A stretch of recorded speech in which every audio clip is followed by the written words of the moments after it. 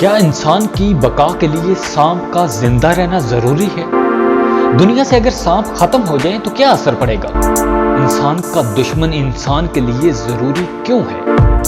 Video میں آگے بڑھنے سے پہلے ویڈیو کو لائک کریں، انفو چنکس کو سبسکرائب کریں اور بیل آئیکن پر لازمی کلک کریں۔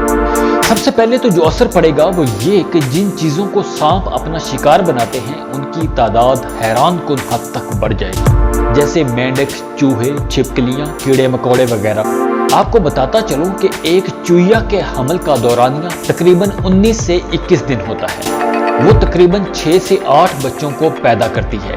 ایک چوہیا ہر سال 7 سے 10 مرتبہ بچے پیدا کرتی ہے، لہٰذا چوہوں کی آبادی بہت زیادہ تیزی سے بڑھتی ہے۔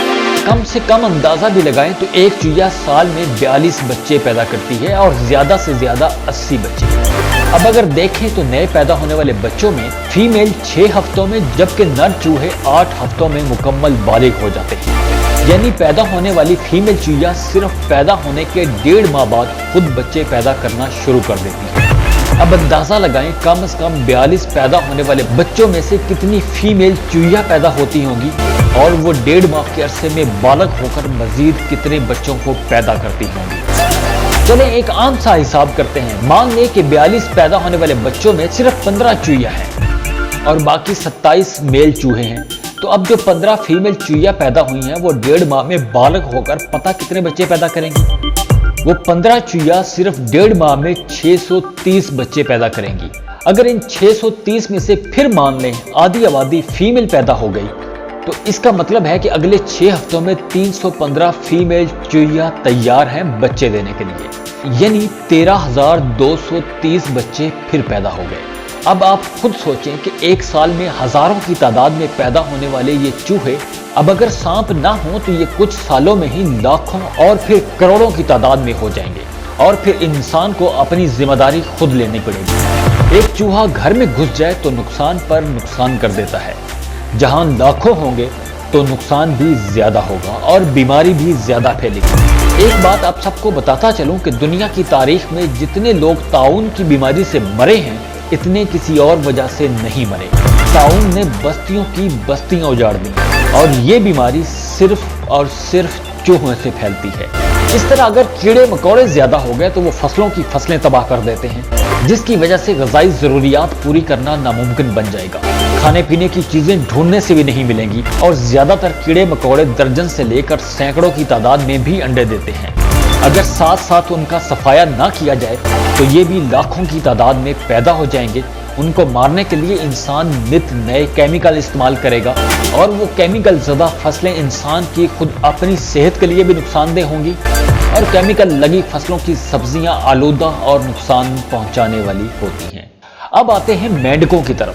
اگر سانپ نہ ہوں تو ان کو نہ کھائیں تو یہ بہت زیادہ ہو جائیں گے اور ساری نہریں، ندی، نالے ان کی وجہ سے آلودہ ہو جائیں گے، کیونکہ یہ زہریلے مادوں کو اپنے جسم میں جذب کرتے ہیں اور ان کو باہر بھی نکالتے ہیں۔ تو اس کا مطلب یہ ہے کہ یہ سیدھا سیدھا نقصان انسان کو ہی ہے۔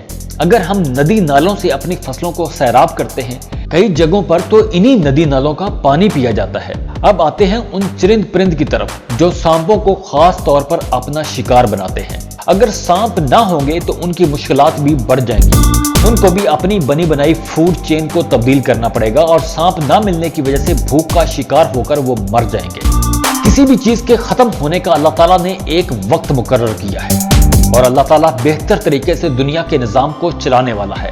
اگر اسے کسی چیز کو ختم کرنا ہے تو وہ خود اس کے اسباب پیدا کر دیتا ہے۔ ماحولیاتی نظام تب ہی صحیح چل رہا ہے جب تک وہ اللہ تعالیٰ کے بنائے ہوئے اصولوں پر چل رہا ہے۔ جہاں جہاں اور جب جب انسان نے اس نظام کو اپنے حساب کے مطابق چلانے کی کوشش کی ہے اس نے ہمیشہ بھاری نقصان اٹھایا ہے۔ سب کے سامنے چائنا کی مثال مشہور ہے، کیسے ماؤ زے تونگ نے چڑیاں مارنے کا حکم دیا تھا، اور اس نے یہ حکم اس لیے دیا تھا کہ یہ چڑیاں فصلوں کو نقصان پہنچاتی ہیں۔ چائنا میں چڑیاں تو مار دی گئیں، لیکن پھر بعد میں نتیجہ کیا نکلا وہ بھی حیران کن ہے۔ چڑیاں جن کیڑے مکوڑوں کو فصلوں سے چن چن کر کھاتی تھیں وہ کروڑوں کی تعداد میں ہو گئے اور فصلوں کی فصلیں چٹ کر گئے، کیونکہ ان کو کھانے والی چڑیاں تو تھی نہیں اور انسان نے انہیں اپنے ہاتھوں سے ہی مارا تھا، اور بعد میں لاکھوں انسان قحط سالی کی وجہ سے لقمہ اجل بن گئے۔ اسی لیے کہتا ہوں کہ اللہ تعالیٰ نے ہر چیز ایک خاص حکمت کے تحت پیدا کی ہے، ایک خاص نظام کے تحت، اور اس نظام کو اسی کے مطابق چلنے دینا چاہیے۔ انسان نے جہاں جہاں فطرت کو چھیڑا ہے، اس نے ہمیشہ اپنے لیے اور اپنی بقا کے لیے مشکلات کھڑی کی ہیں۔